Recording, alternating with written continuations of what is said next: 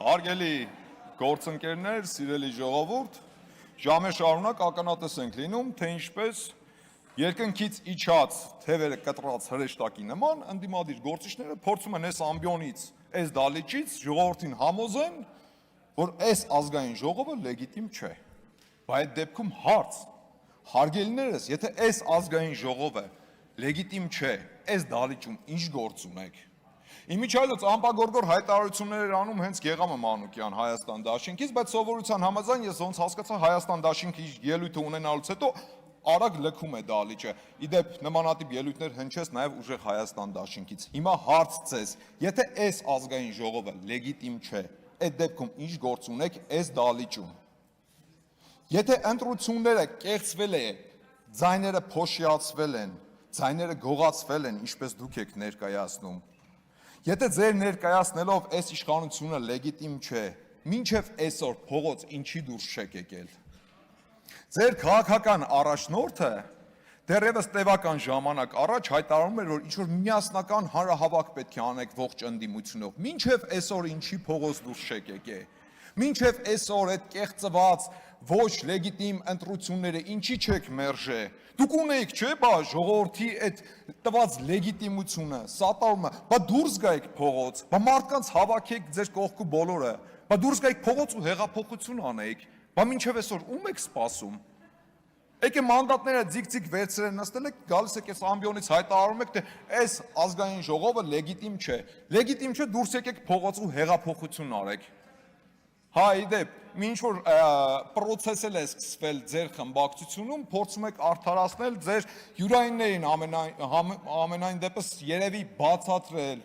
փորձել մեկնաբանել յուրայիններին, թե ինչի եք վերցնում մանդատները։ Որովհետև ամիսներ առաջ անընդհատ կրկնում եք այն թեզերը, թե էսա գալու եք ձեր միակ ուժով վերցնեք իշխանությունը, այն ինչ ընտրությունների արդյունքում տապալվեցիք,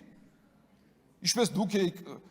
ներկայացնում բոլորին, թե շուտով Սամվել Կարապետյանը լինելու է վարչապետ, տապալվեցիք այդ հարցում, հետո համոզում եք, թե սահմանադրական դատարանի որոշումներով հնարավոր է գաք նորից իշխանության, պարոն Վարդևանյան, ոնց որ գազ եք տալու սահմանադրական դատարանում, բայց ոնց Կարապետյանը ասեց, պարզվեց Զապորոժեց էր, լավ գազ չտվեցիք։ Տեսակ, էդ էլ չստացվեց, հիմա եկել եք այս ամբիոնից, փորձում եք համոզել, թե ինչի համար եք մանդատները վերցնում։ Վերցրել եք, թե չէ, դա ձեր գործն է, բայց այդ կեղծ թեզերը մի փորձեք մատուցել հանրությանը։ Մանդատները վերցրել ենք, որ մեր եկեղեցին փրկենք, մանդատները վերցրել ենք, որ հայ մնանք։ Բա դրանից առաջ էլ ասում եք, գալիս ենք ընտրությունները հաղթենք, դառնանք վարչապետ, որ Հայաստանը չփլուզվի, որ եկեղեցիները չփլուզվեն։ Բանտրությունները պարտվելուց հետո Հայաստանը ինչի չփլուզվեց, այն 300,000 ադրբեջանցիները ուր են հարգելիներս, ուր են, մինչև այսօր ուր են,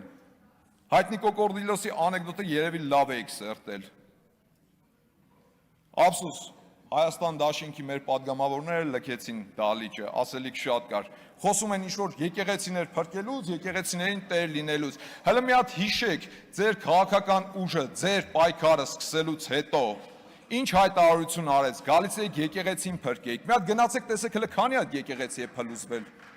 թե հակառակը, հələ գնացեք մի հատ փորձեք հաշվեք։ Խմբակցությունն է վերաբերվում ուժեղ Հայաստան, նստեք տեղներդ ինչի եք խառնվել իրեր։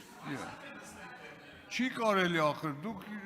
շատ ազատ եք, ձեզ համար շարժվում, լռեք։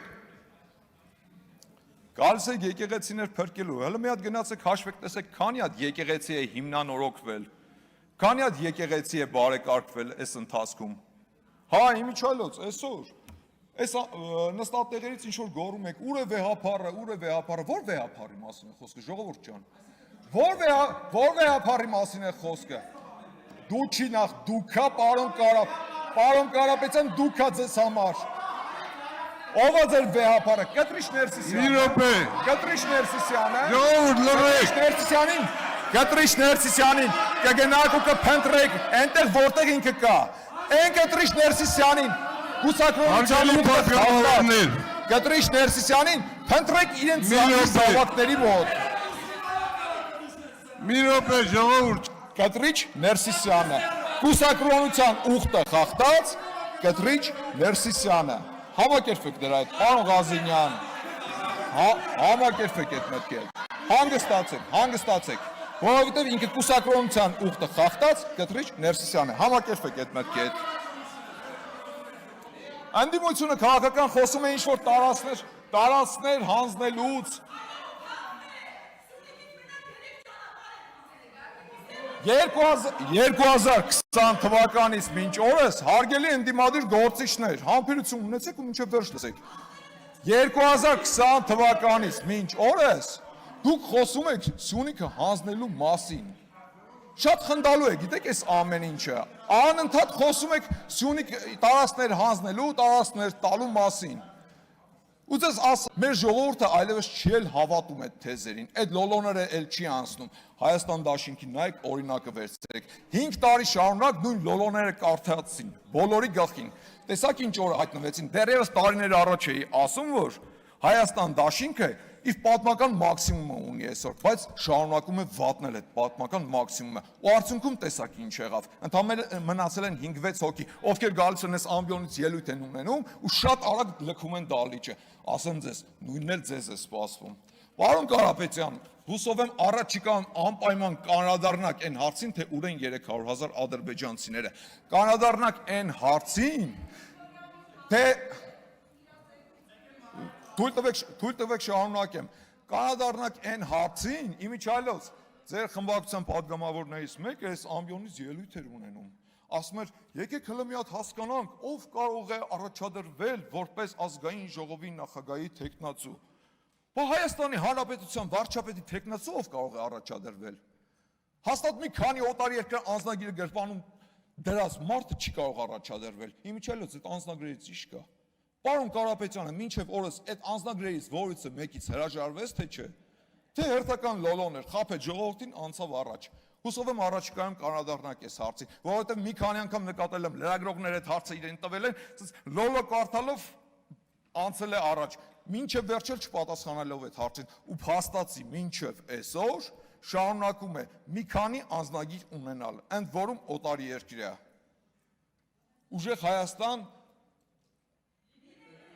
Ուժեղ Հայաստան լինելու է, ուժեղ Հայաստան միանշանակ լինելու է, բայց դա չի լինելու ձեր պատկերացրած ուժեղ Հայաստանը։ Մոռացեք, չի լինելու նման բան։ Իսկ թե ինչ է սպասում ձեր դաշինքին, շատ վառ օրինակ է Հայաստան դաշինքը։ Հայ միջայլոց, պարոն Վարդևանյան, նորից եմ կրկնում, եթե գտնում է ձեր խմբակցությունը, որ այս ազգային ժողովը լեգիտիմ չէ, րոպե առաջ դուրս եկեք փողոց ու սկսեք փողոցային պայքար, հեղափոխություն արեք։ Իմիջիայլոց, պարոն Վարդևանյան, շատ լավ հիշում եմ տարիներ առաջ փողոցում Զարթնիր լավ եք գոռում, շատ լավ էր ստացվում, այդ դերը ձեր շատ լավ էր ստացվում։ Ուղղակի չգիտես ինչ աշպարարական հնարքով մի խմբակցությունից հասակ մյուս խմբակցություն եւ հարցը գիտեք ինչումն է, այն որ քաղաքական խոսույթը ձեր քիմքին հարիշ չէ։ Ժողովուրդ չի կարելի լռեք։